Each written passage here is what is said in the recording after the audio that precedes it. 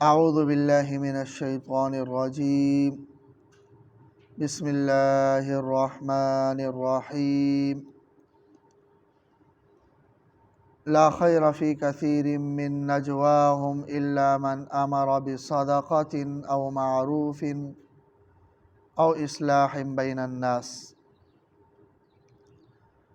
لا خیر فی کثیر من نجواہم، ان کے اکثر مشوروں میں کوئی خیر نہیں، لوگوں کے اکثر مشوروں میں کوئی خیر نہیں، الا من امر بصدقۃ، سوائے ان لوگوں کے جو مشورہ اس غرض سے کریں کہ امر بصدقۃ، کسی صدقہ و خیرات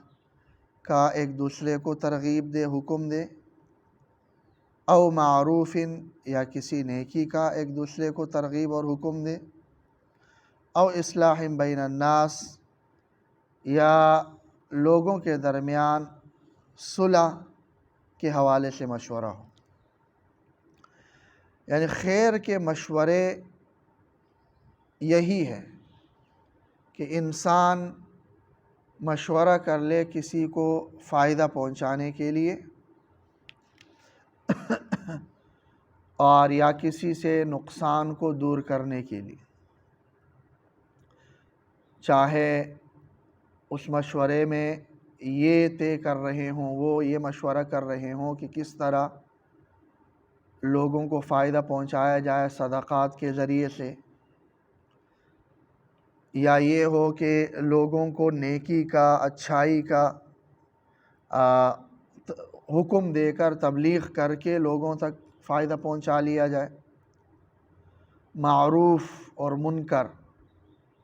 کنتم خیر امۃ اخرجت للناس تأمرون بالمعروف وتنہون عن المنکر۔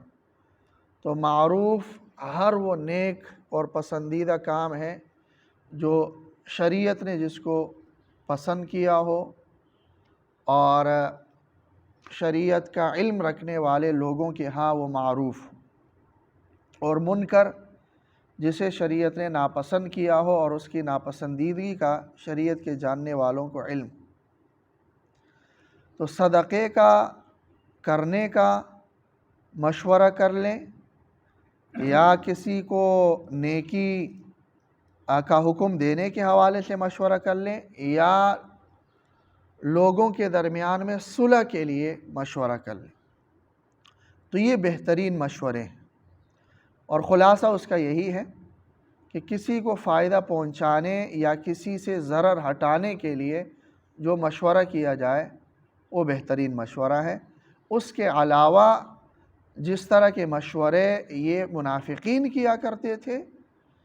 کہ کس طرح نبی اکرم صلی اللہ علیہ وسلم کو تکلیف پہنچائی جائے، صحابہ کرام کو تکلیف پہنچائی جائے، کس طرح سے دین پر عمل کرنے سے بھاگا جائے، تو یہ مشورے سراسر شر ہی شر تھے، ان میں کوئی خیر نہیں تھا۔ تو صدقہ بھی ایک عظیم عبادت ہے، اور نیکی کا حکم دینا، امر بالمعروف، یہ بھی ایک عظیم عبادت ہے، اور اصلاح بین الناس یعنی لوگوں کے درمیان میں صلح کرانا، کہ جن دو افراد کے درمیان، جن دو گروہوں کے درمیان، جن دو جماعتوں کے درمیان میں کوئی چپقلش ہو، کوئی ناچاقی ہو، کوئی ناراضگی ہو، ان کی ناراضگی کو دور کرنے کی کوشش کرنا اور صلح کرنا، یہ بھی ایک بہترین عبادت ہے۔ قرآن مجید میں بھی جگہ جگہ باہمی صلح کرنے کی ترغیب ہے، انما المؤمنون اخوہ فاصلحوا بین اخویہما، کہ دونوں بھائیوں مسلمانوں کے درمیان میں صلح کیا کرو۔ وَإِن طَائِفَتَانِ مِنَ الْمُؤْمِنِينَ اقْتَتَلُوا فَأَصْلِحُوا بَيْنَهُمَا، کہ مومنین کے دو گروہ اگر آپس میں لڑے تو دونوں کے درمیان میں صلح کرنی چاہیے اور اس کے لیے کوشش کرنی چاہیے۔ اور اسی طرح دوسری جگہوں میں وَاتَّقُوا اللَّهَ وَأَصْلِحُوا ذَاتَ بَيْنِكُمْ، اللہ سے ڈرو، اللہ کا تقوی اختیار کر لو اور لوگوں کے درمیان میں صلح صفائی کیا کر لو۔ اور ابو داؤد کی جو روایت ہے، حضرت ابو الدرداء رضی اللہ تعالیٰ عنہ روایت کرتے ہیں کہ نبی اکرم صلی اللہ علیہ وسلم نے ارشاد فرمایا، کیا میں تمہیں روزے، نماز اور صدقے سے بھی افضل عمل نہ بتاؤں؟ کہ روزے سے بھی افضل ہو، نماز سے بھی افضل ہو اور صدقے سے بھی افضل ہو۔ صحابہ نے جواب دیا کہ یا رسول اللہ ضرور بتائیے۔ آپ صلی اللہ علیہ وسلم نے فرمایا کہ صلح کرنا، کہ جن دو افراد یا جن دو گروہوں یا جن دو جماعتوں کے درمیان میں ناراضگی ہو، ان کے درمیان میں صلح کرا دینا۔ اور اس کے ساتھ ساتھ آپ صلی اللہ علیہ وسلم نے فرمایا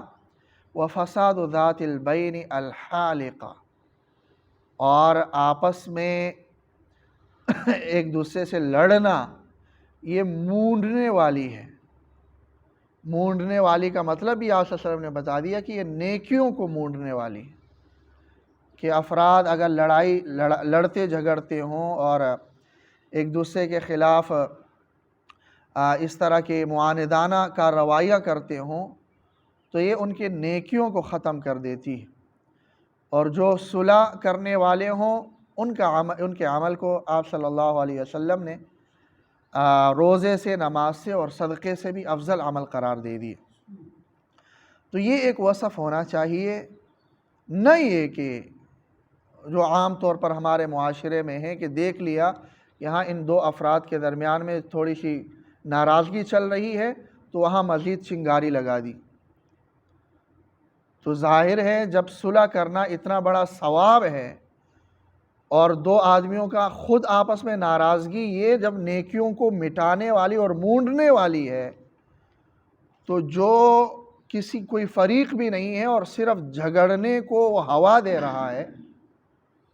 تو اس کا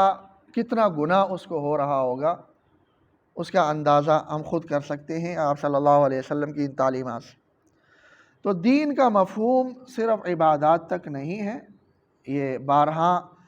عرض کیا جاتا ہے کہ معاملات کے حوالے سے بھی اپنے آپ کو بہت محتاط رکھنا ہوتا ہے اور بہت محفوظ رکھنا ہوتا ہے، اور خصوصاً جو یہاں پر اصلاح بین الناس کا ذکر ہے اور فساد بین الناس کا ذکر ہے، اس حوالے سے جو ہمارا رویہ ہے معاشرے میں، اس رویے پر بھی توجہ دینے کی ضرورت۔ تو اکثر مشوروں میں کوئی خیر نہیں ہے سوائے ان مشوروں کی جس میں صدقے کے حوالے سے بات کی جائے، معروف کے حوالے سے نیکی کے حوالے سے بات کی جائے، یا لوگوں کے درمیان میں صلح صفائی کے حوالے سے بات کی جائے۔ وَمَن يَفْعَلْ ذَلِكَ، اور جو کوئی یہ کام کرے، مشورہ کر لے ان کاموں کے لیے، ابتغاء مرضات اللہ تبارک و تعالیٰ کی رضا کی خاطر، کوئی دوسرا مقصد نہ ہو، نہ کوئی سیاسی مفاد ہو،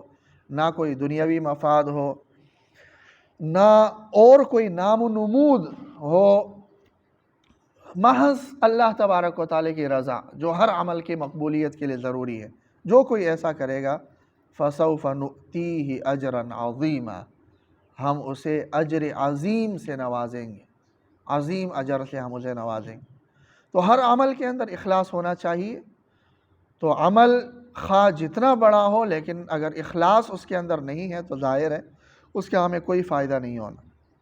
عمل چھوٹا سے چھوٹا ہو لیکن اخلاص سے ہو تو وہ فائدہ مند ہے اور ہمارے لیے ذخیرہ ہے۔ تو اس لیے یہ صلح صفائی والا عمل یا صدقہ کرنے والا عمل یا نیکی کا حکم کرنے والا عمل اور اس حوالے سے مشورے، یہ سب اخلاص کے ساتھ ہونے چاہیے تاکہ جتنے بڑے یہ اعمال ہیں اتنا ہی عظیم اجر ہمیں ملے جس کا اللہ تبارک و تعالیٰ نے ہم سے وعدہ کیا۔ اللہ تعالیٰ عمل کی توفیق۔